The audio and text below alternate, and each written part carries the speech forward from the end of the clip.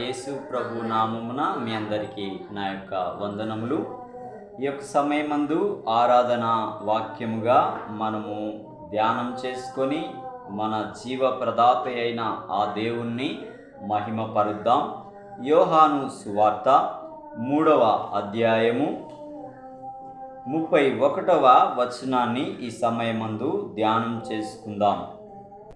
పైనుండి వచ్చువాడు అందరికీ పైనున్నవాడు, భూమి నుండి వచ్చువాడు భూసంబంధి అయి భూసంబంధమైన సంగతులను గూర్చి మాటలాడును. పరలోకము నుండి వచ్చువాడు అందరికీ పైగా నుండి తాను కన్నవాటిని గూర్చియు విన్నవాటిని గూర్చియు సాక్ష్యమిచ్చును. ఆయన సాక్ష్యము ఎవడును అంగీకరింపడు. ఆయన సాక్ష్యము అంగీకరించిన వాడు దేవుడు సత్యవంతుడను మాటకు ముద్ర వేసి ఉన్నాడు.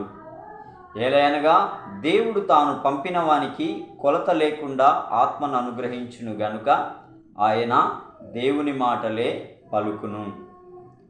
తండ్రి కుమారుని ప్రేమించుచున్నాడు గనుక ఆయన చేతికి సమస్తము అప్పగించి ఉన్నాడు. కుమారుని యందు విశ్వాసముంచువాడే నిత్య జీవము గలవాడు. కుమారునికి విధేయుడు కానివాడు జీవము చూడడు గాని దేవుని ఉగ్రత వాని మీద నిలిచియుండును.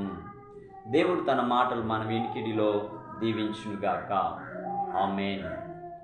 ఇక్కడ ఈ లేఖనంలో మనము విన్న ఈ మాటల్ని మనం గమనించినట్లయితే, పైనుండి వచ్చువాడు అందరికీ పైనున్నవాడు, భూమి నుండి వచ్చువాడు భూసంబంధి అయి భూసంబంధమైన సంగతులను గూర్చి మాత్రమే మాట్లాడుతాడు.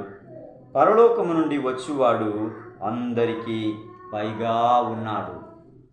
ఎవరు పరలోకము నుండి వచ్చారు అని మనం చూస్తే, భూమి ఏర్పడినది మొదలుకొని ఇప్పటి వరకు కూడా పరలోకము నుండి భూమి మీదకి దిగి వచ్చిన వారిలో ఏ ఒక్కరూ లేరు.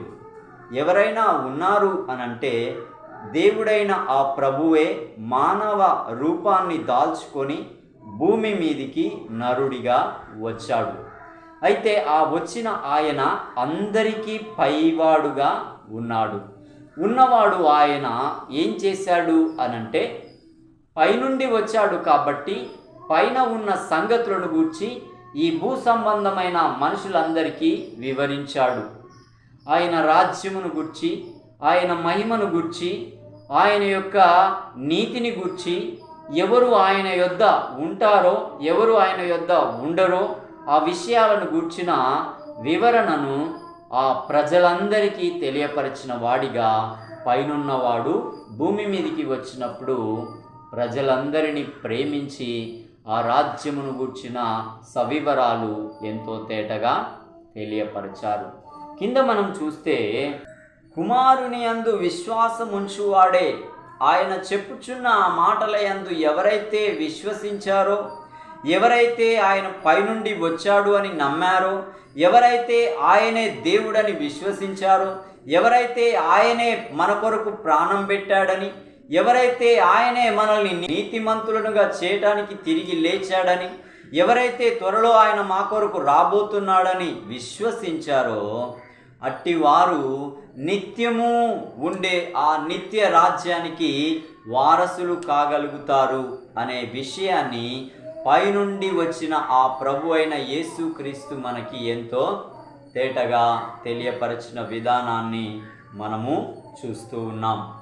కాబట్టి ఇక్కడ కింద ఇంకొక మాట సెలవిచ్చాడు, కుమారునికి విధేయుడు కానివాడు.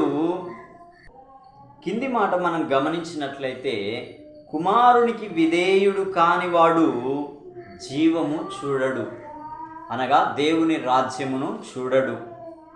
అందరికీ తేటగా పైనుండి వచ్చిన ఆ ప్రభువు తెలియపరుస్తున్నాడు. నిత్య రాజ్యమును గూర్చి, నిత్య నరకమును గూర్చి, పాపమును గూర్చి, పరిశుద్ధతను గూర్చి, నీతిమంతులను గురించి, అనీతిమంతులను గూర్చి. ఎవరు నీతిమంతులు అంటే, ప్రభు అయిన యేసుక్రీస్తుని అంగీకరించు వాడే నీతిమంతుడు. అంగీకరించని ప్రతి వాడు వాని క్రియల వలన, ఈ ధర్మాలు యాగాలు ఎన్ని చేసినా వాటి వలన నీతిమంతుడు కాలేడు. పైనున్న ఆ దేవుణ్ణి సమీపించలేడు అని ప్రభు అయిన యేసుక్రీస్తు తెలియపరుచుచున్నాడు. అయితే ఆ విషయాలు తెలుసుకుని అంగీకరించిన వాడు మాత్రం నిత్య జీవమును పొందుటకు నిత్యము నిలిచి ఉన్న ఆ పైనున్న ఆ పరలోకమందు ప్రభు ఇంట్లో ఉండటానికి అర్హుడిగా ఉంటే,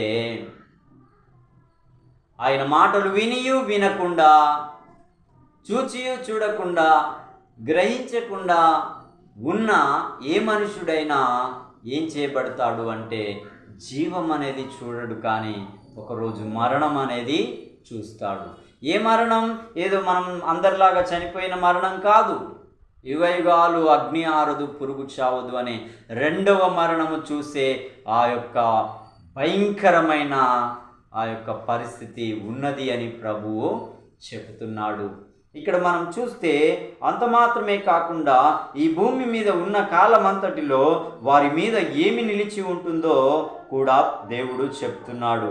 కుమారునికి విధేయుడు కానివాడు జీవము చూడడు, అయితే వాని బ్రతుకు దినములంతటా దేవుని ఉగ్రత అనేది వాని మీద నిలిచి ఉంటుంది అని చెప్తున్నాడు. దేవుడే కన్నెర్ర చేసి దేవుని ఉగ్రత కింద మానవుడు ఉంటే ఆ మానవుని బ్రతుకు ఎప్పుడు ఎక్కడ ఏ విధంగా ముగుస్తుందో, ఎప్పుడు ఏ విధమైన పరిస్థితులు, అశాంతి, అయోమయం, కలత, కన్నీరు, వేదన, రోగం, బాధ ఎన్నో ఇవన్నీ కలుగుటకు కారణం దేవుని మాటకు లోబడనందుకు, తన ఇచ్చను బట్టి ముందుకు సాగుతున్న మనిషి మీద ఏమి ఉన్నది అనంటే భయంకరమైన దేవుని ఉగ్రత అనేది వాని మీద నిలిచి ఉన్నది. కాబట్టి అట్టివాడు ఆ ఉగ్రతను భరించలేక కొంతమంది తన్ను తానే హతమార్చుకుంటూ తమను తామే ఎన్నో విధాలుగా గాయపరుచుకుంటూ వేదనలకు ఎన్నో పరిస్థితులకు అర్పించుకుని దాసోహం అయిపోయిన పరిస్థితులు మనం చూస్తూ ఉన్నాం. కాబట్టి ఇక్కడ పైనుండి దిగి వచ్చిన ఆ ప్రభువు అందరికీ పైవాడు కాబట్టి ఆ పైనున్న ఆ రాజ్యమును గూర్చిన సంగతులు తెలియపరచుచున్నప్పుడు ఎవరైతే తన మాట విని తనకు లోబడి తాను దేవుని కుమారుడని అంగీకరించి ఆయన యందే నాకు నిత్య జీవమని ఎరిగి ఆయన యొద్ద తమ పాపములు ఒప్పుకొని ఆయన కృప వలన రక్షణ నాకు దొరుకుతుంది అని అంగీకరించిన వారికే ఆయన నిత్య జీవమిచ్చే నిత్య జీవము గల దేవుడై ఉన్నాడు. ఆ దేవుడు మనల్ని ప్రేమించి ఉన్నతమైన ఆ రాజ్యమును గూర్చిన సత్యాలను తెలియపరుస్తున్నప్పుడు దాన్ని మనం ఎరిగి నడుచుట మనకెంత గొప్ప దీవెన, అది దేవుడు మనకు ఇచ్చే గొప్ప భాగ్యమును గూర్చి తెలియపరచుచుండగా మనము ఎంత ధన్యులమండి. మన మంచిని బట్టి, మన నీతిని బట్టి, మన కార్యాలను బట్టి కాక కేవలం పాడై పాతాళానికి నిత్య నరకాగ్ని దండనకు పోవలసిన మనల్ని ప్రభు అయిన యేసుక్రీస్తు ప్రేమించి తన కుమారుని రక్తము ద్వారా మనకి రక్షణ ఇచ్చి ఆ ఉన్నతమైన ఆ రాజ్యానికి అర్హతనిచ్చి ఆ దేవుణ్ణి ఆరాధించే గొప్ప భాగ్యాన్ని ఇచ్చిన ఆ జీవాధిపతి అయిన ఆ దేవుణ్ణి మనము ఆరాధిద్దాం. దేవుడు తన మాటలు మన వినికిడిలో దీవించునుగాక. ఆమేన్. ఆమేన్.